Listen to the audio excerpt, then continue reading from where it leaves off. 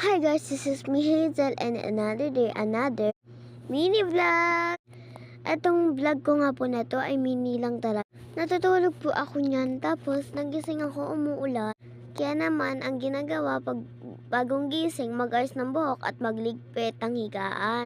Kaya nililigpit ko na yung higaan ko para malinis na yung higaan.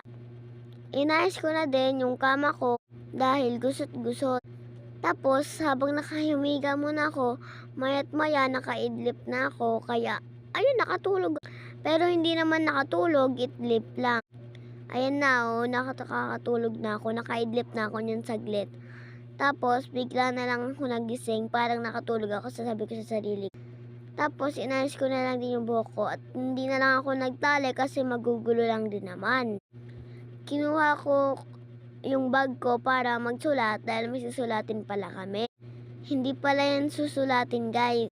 Ayan guys, sa diary ako nagsulat kasi ilang araw na din ako hindi nakakasulat sa diary ko. Parang last na sulat ko dyan is nung Biyernes pa.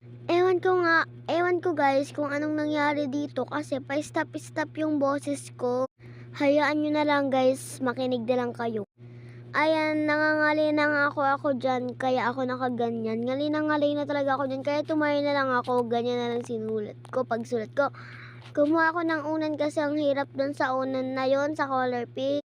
Kaya okay na yan, magsusulat na ako sa aking diary kasi ilang araw na din akong hindi nakasulat dito sa diary ko. Nung last day pa yan, nung Biyernes.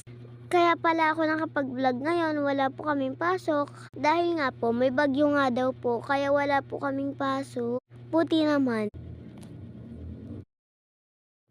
So, ayan na guys, nagsusulat na nga ako sa diary. Tapos na nga po ako niyan, last ko na nga po yan sa ngayong araw. Bukas naman po, ay magsusulat naman po ulit ako dito sa diary. May kinuha nga lang po ako niyan, kaya po ako nawala. Ayan nga po yung kinuha ko, yung pang color ko, kaya inayos ko na nga din po yung bag ko. Ayun lang, bye-bye.